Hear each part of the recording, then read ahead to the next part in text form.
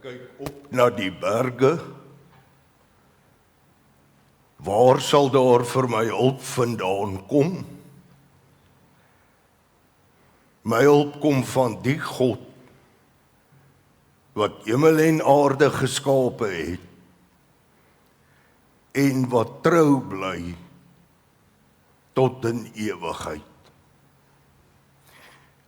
Broeders en susters, genade en vrede word u ryklik geskenk van God ons Vader, deur Jesus Christus ons Here, en dit word vermenigvuldig deur die kragvolle werking van die Heilige Gees. Amen. Kom ons bely ons geloof saam met die kerk van alle eeue. Ek glo in God, die Vader, die Almagtige, die Skepper van die hemel en die aarde, en in Jesus Christus, sy eniggebore Seun, ons Here, wat ontvang is van die Heilige Gees, gebore is uit die Maagd Maria, wat gelei het onder Pontius Pilatus, gekruisig is, gesterf het en begrawe is en neergedaal het na die hel, wat op die derde dag weer opgestaan het uit die dode, wat opgevaar het na die hemel en sit aan die regterhand van God, die Almagtige Vader, van waar hy sal kom om te oordeel die wat nog lewe en die wat reeds gesterf het. Ek glo in die Heilige Gees. Ek glo aan 'n heilige, algemene Christelike kerk, die gemeenskap van die heiliges, die vergifnis van sondes, die opstanding van die vlees en 'n ewige lewe. Amen. Kom ons sing gesang 209, waarna u weer kan sit.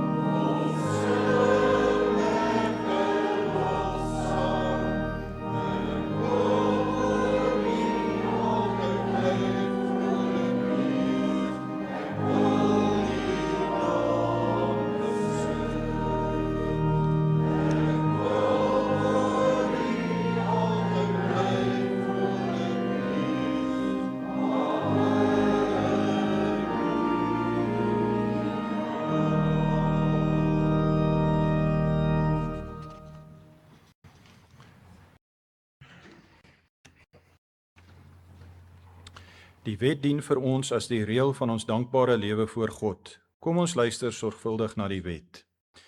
Toe het God al hierdie gebooie aangekondig. Ek is die Here jou God, wat jou uit Egipte, uit die plek van slawerny bevry het.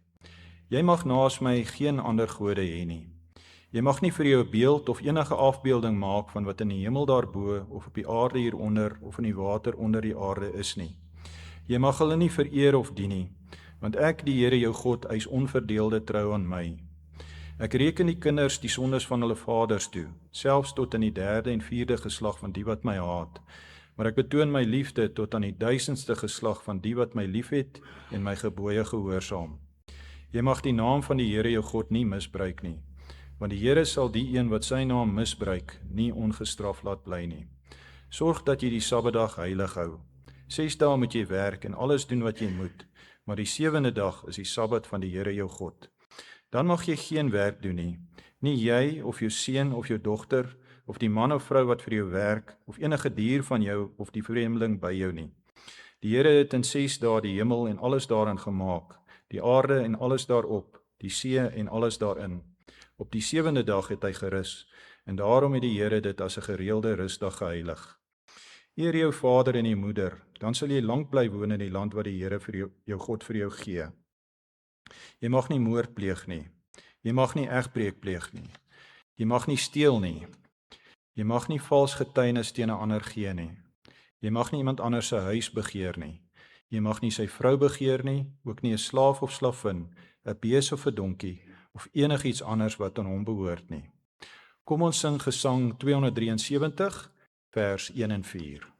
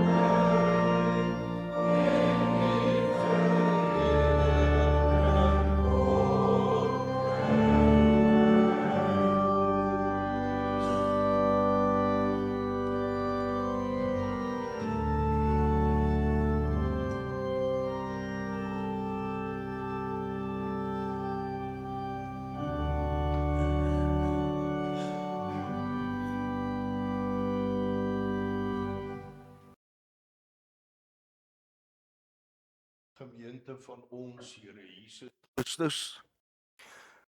Ons skriflesing kom vanoggend uit die Ou Testament en wel uit die profeteboek Jesaja. Jesaja hoofstuk 11 vanaf vers 1 tot en met vers 13. 'n Takkie sal uitspruit uit die stomp van Isaai. 'n Loot uit sy wortels sal vrugte dra. Die Gees van die Here sal op hom rus. Die Gees wat wysheid en insig gee. Die Gees wat raad en sterkte gee. Die Gees wat kennis verleen en eerbied vir die Here. Die takkie sal vreugde vind in die diens van die Here. Hy sal nie reg spreek volgens uiterlike skyn nie, en nie oordeel volgens hoorsê nie. Hy sal die armes billik verhoor en die ootmoediges in die land regverdig oordeel. Hy sal die goddeloses in die land hard oordeel. Met sy sprake sal hy hulle om die lewe bring. Hy sal regverdig en betroubaar regeer. Wolwe en skape sal dan saam bly. Luiperds sal tussen bokkies lê. Kalwers, leeu's en voerbeeste sal bymekaar wees. En klein seentjies sal vir almal sorg. Koeie en beere sal saam wei. Hulle kleintjies sal bymekaar lê. Leeu's sal gras eet soos beeste. Babetjies sal by die gate van adders speel. Klein kindertjies sal hulle hande uitsteek na giftige slange. Op my heilige berg sal niemand kwaad aanrig of iets verniel nie, want die aarde sal so vol wees van die kennis van die Here, soos die see vol water is. In die tyd sal iemand uit die geslag van Isaai 'n vaandel wees vir die volke. Die nasie sal na hom vra en sy woonplek sal hoë aansien geniet. In die tyd sal die Here 'n tweede keer sy hand uitsteek om die oorblyfsel van sy volk los te koop. Almal wat oorgebly het in Assirië, Egipte, Patros, Kus, Elam, Sinar, Hamat en die kuslande rondom die Middellandse See. Die Here sal 'n vaandel oprig onder die nasies en sal die ballinge van Israel bymekaar maak. Die verstrooides van Juda laat saamkom van die uithoeke van die aarde af. Efraim se naaiwer sal verdwyn en Juda se teestanders sal uitgeroei word. Efraim sal nie weer jaloers wees op Juda nie, en Juda sal nie weer vyandig wees teenoor Efraim nie. Tot sover ons skriflesing. En gelukkig is elke mens wat die woord van die Here hoor en dit ook in sy of haar hart bewaar. Broeders en susters, kom dat ons saam bid.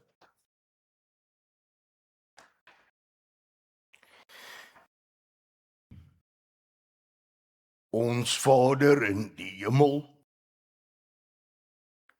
U alleen aanbid ons. Hoog bo konings en magte is U alleen God. Die skepper van see en berg en dal.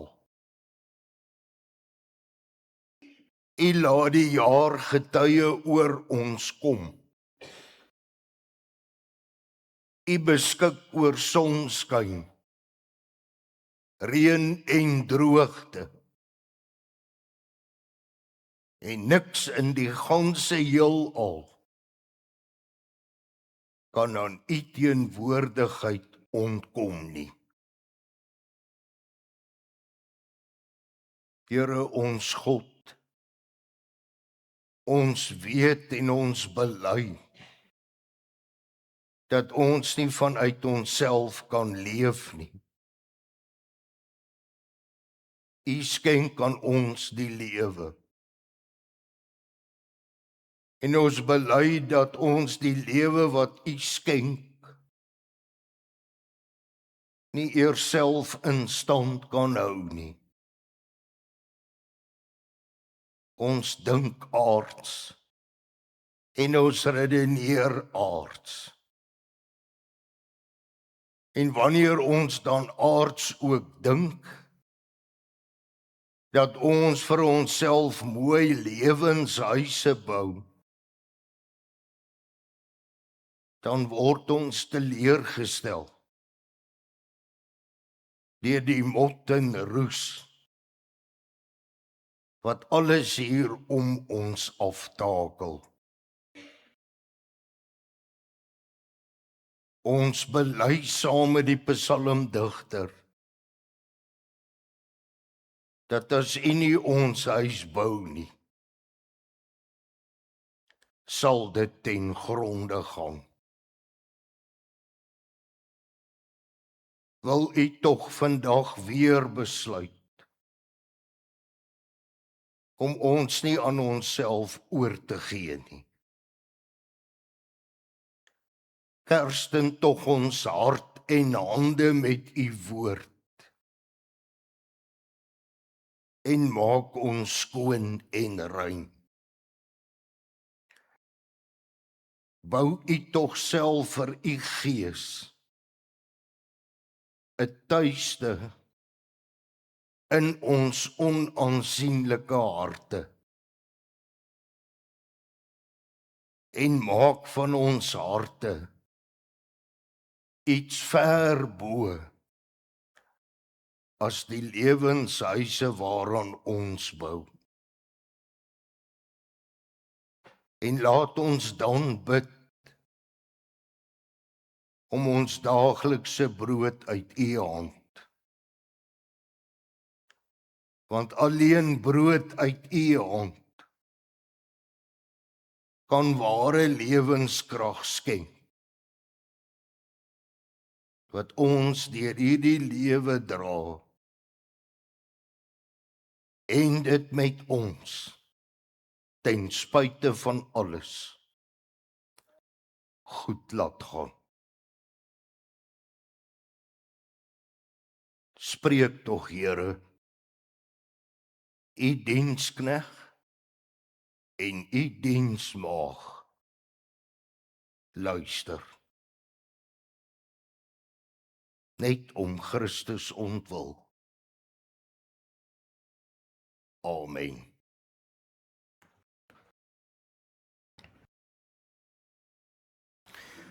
Gemeente, kom ons sing vervolgens Gesang 241, die tweede en die derde strofe.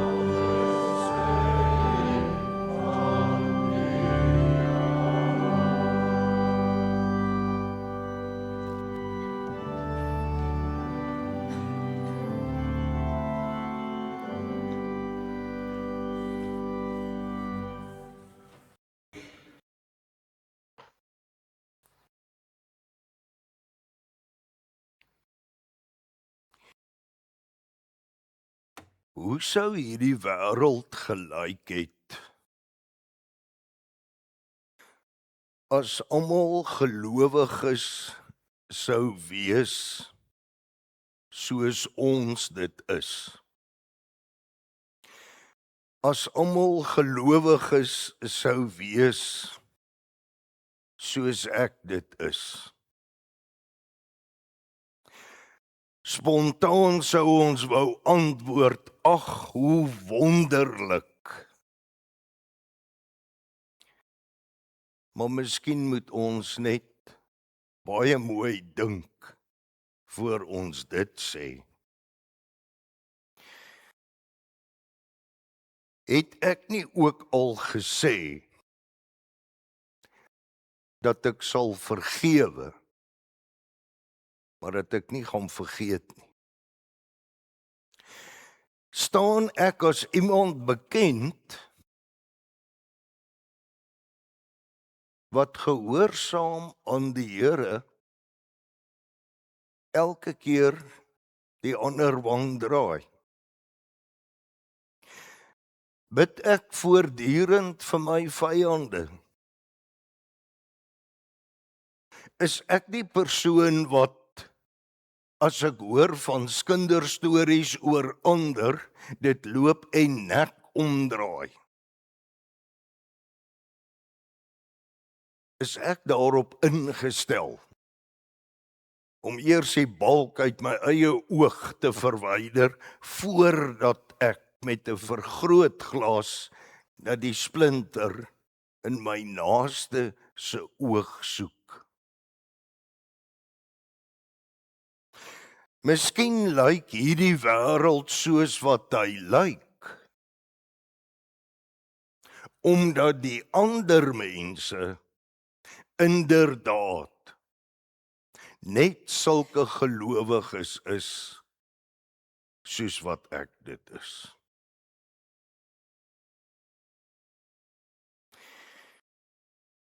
Ons skrifgedeelte uit Jesaja. Wanneer 'n profeet 'n profetiese woord tot die volk rig,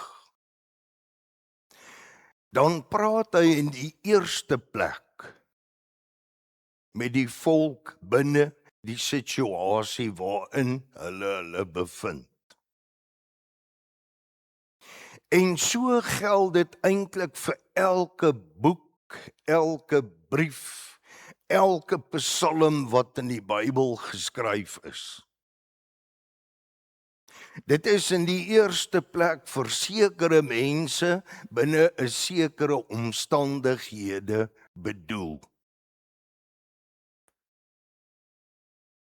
En ons moet eers gaan vra, wat het die eerste mense wat nou hierdie profesie gehoor het, of hierdie brief gelees het, wat het hulle binne hulle leefwêreld gehoor? En eers wanneer ons dit so doen, kan ons hoor wat die liewe Heer vandag vir ons wil sê. Dan sal mense kom en sê, die Bybel is al so ou boek, 2-3 000 jaar oud. Hoe kan so ou boek, wat uit 'n totaal ander wêreld kom, hoe kan so ou boek vandag nog vir ons iets sê dan? Daar's basies een rede, maar ongelukkig is daar ook 'n tweede rede. En die eerste rede waarom hierdie ou boek vandag nog net so praat soos 2-3 000 jaar gelede, en dit is omdat die God van hierdie ou boek dieselfde God is wat vandag God is. En die tweede ongelukkige rede is, soos ons hier sit, is ons almal kinders van Adam en Eva. Mense het deur al die eeue heen nog nie 'n snars verander nie.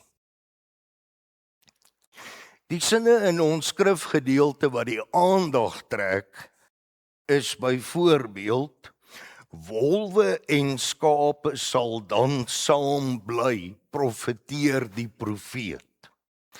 Kalwers, leeu's en beeste sal bymekaar wees. Klein kindertjies sal hulle hande uitsteek na giftige slange. Leeu's sal gras vreet. Nou luister ons hierdie woorde so en ons dink by onsself, dit is 'n totale onmoontlikheid. En terwyl dit nou 'n profesie van die profeet is, bedoel die profeet seker maar eendag, wanneer die nuwe hemel en die nuwe aarde gekom het, dan gaan dit seker so wees, dat klein seentjies langs slange kan sit en hulle word nie gepik nie. Dan kan dit miskien wees dat leeu's gaan gras vreet. Dis seker waarvan die profeet praat. Die profeet praat met die mense in die eerste plek van sy dag. En nou moet ons eers gaan kyk. Maar wat was die situasie van die mense van sy dag? Want hy het dit nogal in ons skrifgedeelte gesê, as ons mooi geluister het. Die tyd wat die profeet hierdie woorde gesê het, verwys hy na die tyd van die volk Israel net na die koningskap van koning Salomo. Na koning Salomo, weet ons, het Israel in twee geskeur. Die noordelike ryk, die suidelike ryk. Dat die noordelike ryk word ook verwys as Israel, die suidelike ryk word verwys na Juda. Maar ook word na die noordelike ryk verwys as Efraim. So in die geskiedenis na koning Salomo, of iemand praat van die noordelike ryk of Israel of dan Efraim, verwys hulle na presies dieselfde plek en mense. En dan lees ons in die geskiedenis dat daar 'n vyandskap tussen hierdie twee groepe mense gekom het, wat eers een volk was. 'n ongelooflike vyandskap. En ons lees ook in die geskiedenis hoe dat die eerste twee konings van hierdie twee nuwe koninkryke, hoe hulle teen mekaar geveg het. Uiteindelik het hulle haat vir mekaar selfs ook deurgeloop tot in hulle godsdiens. Want die koning Jerobeam van die noordelike ryk, of dan van Efraim, het sy mense verbied om by die tempel in Juda, in Jerusalem te gaan aanbid. En wat doen hy boonop? Hy laat rig twee goue kalwers op, die een by Bethel en die ander een by Dan. En dink net terug aan die geskiedenis in Eksodus toe die volk dit gedoen het. Maar so erg het hierdie skeiding, hierdie breuk gekom, dat dit selfs tot in hulle geloofslewe ingesuipel het. En wat was die algemene siening van die saak? Aan hierdie situasie gaan daar nooit weer salf aan te smeer wees nie. Leeu sal eers moet begin gras vreet, voordat Efraim en Juda met mekaar verenig. Dis waar die profeet se woorde vandaan kom. Klein seentjies sal eers tussen slange moet speel en hulle hom nie pik nie, voordat Efraim en Juda ooit met mekaar versoen sou word. Die bedoeling is, dit gaan nooit gebeur nie. En dan lees ons, en uiteindelik is Efraim in ballingskap weggeneem deur die Assiriërs, en later Juda deur die Babiloniërs. Wat het God van hulle weggeneem? Hulle eie geregtigheid, hulle eie ek. Ek is die gelowige wat die standaard stel vir geloof. Dit is wat God by hulle weggeneem het. En toe hulle terugkom, toe vreet leeu's gras. Toe wy die leeu's en die beeste en die beere saam, want wat het gekom? Vrede. Wat nooit ooit verwag is nie. En vanuit hierdie profesie spiraal die saak uit na die Messias wat sou kom. Want ons skrifgedeelte begin met die woorde, die takkie wat uit die stomp sou begin bloei. Die nageslag van Isaai. Isaai was die pa van koning Dawid. Koning Dawid is lank al nie meer in sig nie. En so ook die nageslag van koning Dawid wat op die trone gesit het. God sal van voor af begin. En God sal sy Messias stuur. En op hierdie punt hoor ons wat die ou kerkvadere geskryf het. Kom ons praat van die dierevrede. Op grond van hierdie Messias wat gekom het, sê die ou kerkvadere in hulle uitleg, die vrederyk wat kom, sal 'n ryk wees van bo gebede, bo verwagting. As ons, om dit nou op vandag van toepassing te maak, as ons vandag nie kan dink dat leeu's sal gras vreet nie, wag tot jy die vrederyk sien. Iets ver bo verwagting. En nou gaan dit nie meer oor die leeu's wat gras vreet of die klein seentjies wat tussen slange sit nie.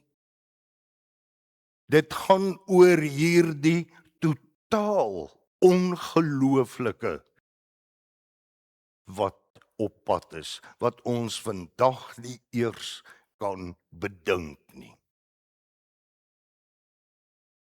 En dan gaan die kerkvadere voort en hulle sê, as dit die plek is waarheen ons op pad is,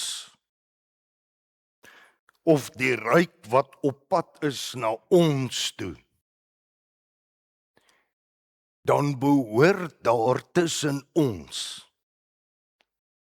iets daarvan al vandag sigbaar te wees. En inderdaad sê die Bybel vir ons, in Efesiërs staan, daar is net een liggaam, een Here, een geloof. Dan word van ons en alle gelowiges gepraat. Ek moet bietjie nadink oor die standaard van geloof wat ek daar stel. Galasiërs, deur hierdie geloof in Christus Jesus is julle nou almal kinders van God, want julle almal wat deur die doop met Christus verenig is, het nou deel van Christus geword.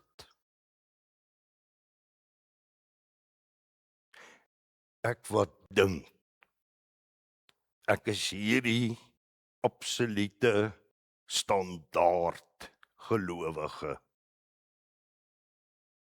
Word daar by my iets van hierdie vrederyk gesien wat op pad is. En 'n onbekende kerkvader, ons het 'n hele ruk terug ook na hom verwys, het ingegaan en 'n klein gelykenisie geskryf. Hy het geskryf, daar was eenmal 'n man wat 'n leeu en 'n donkie gehad het. Elke oggend het die leeu die donkie vel toe gevat, dat die donkie kan gaan wei. En in die aand het die leeu die donkie weer teruggebring huis toe. Eendag, toe vat die leeu die donkie weer vel toe. Maar daardie dag het die eienaar 'n verskriklike sonde gepleeg. En die oomblik toe die eienaar die sonde pleeg, toe storm die leeu die donkie en hy verskeur hom.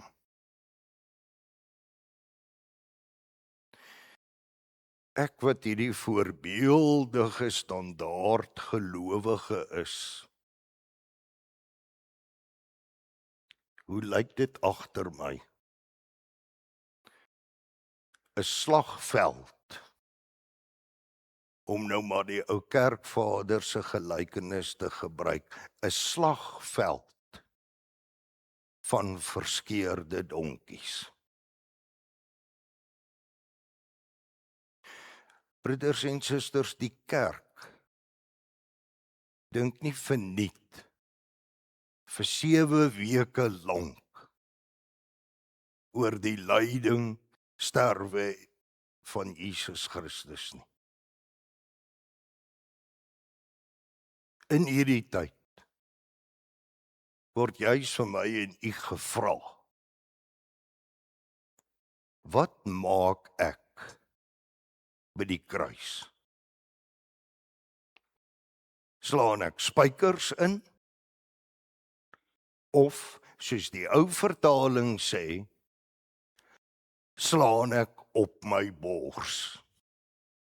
Wat beteken, Here, wees my tog net genadig.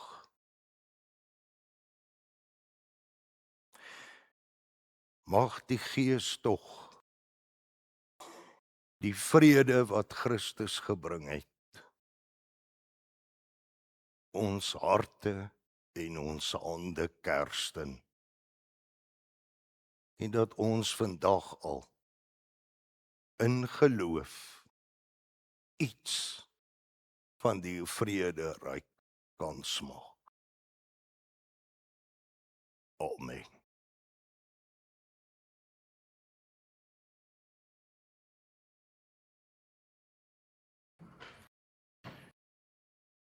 Ons slotgesang is gesang 396, die eerste, derde en vierde strofe.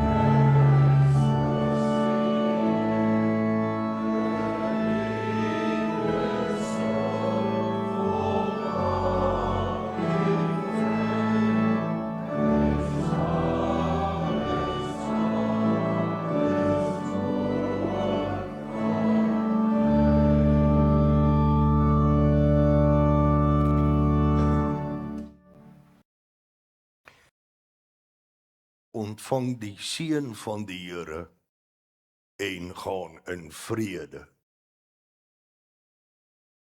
Die liefde van God ons Vader, die genade in Jesus Christus ons Here en die troostvolle gemeenskap van die Heilige Gees bly met u elkeen. Amen.